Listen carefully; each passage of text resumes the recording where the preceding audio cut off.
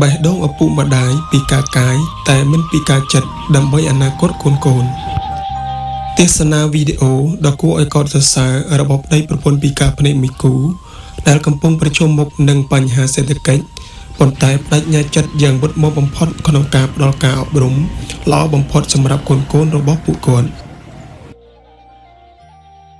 វីដេអូនេះនឹងបង្ហាញពីដំណើររឿងជីវិតពិតរបស់ពួកគាត់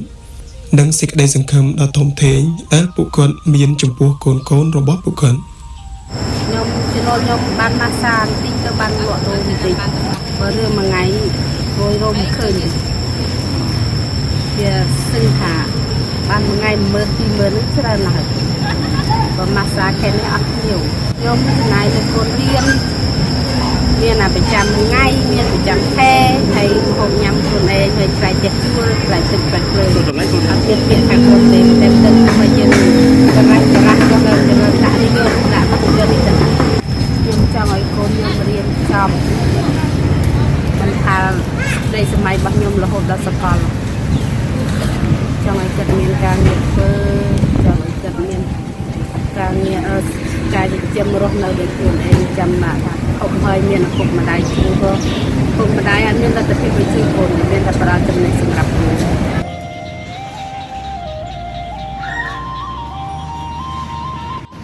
្ងៃខ្ញុំរៀនថ្នាក់ទីចប់បើព្រៀបទៅទាំងឪពុកម្ដាយគេខ្ញុំ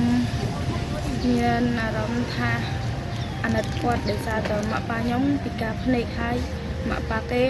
ភ្នែកភ្លឺហើយខ្ញុំនឹងខំប្រឹងរៀនឲ្យចាប់ចំចាប់ដើមនឹងរកការងារ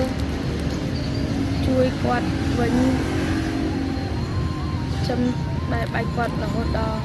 គាត់ចាស់ពេលព្រឹកពេលខ្ញុំកណេពីរៀនខ្ញុំជួយលក់ដូរជួយទៅយកអវ៉ាន់អីជួយយកអវ៉ាន់លក់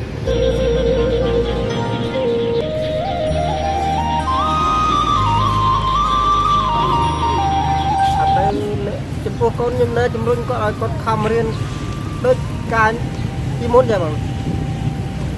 ការពីមុនមកនៅខ្ញុំមើលឃើញបានខ្លះបងជីកង់ជីអីបានខ្លះពេលឥឡូវនេះមកត្រឹមសម័យកូវីដមកភ្នែកនេះចុះខ្សោយខ្លាំងហ្មង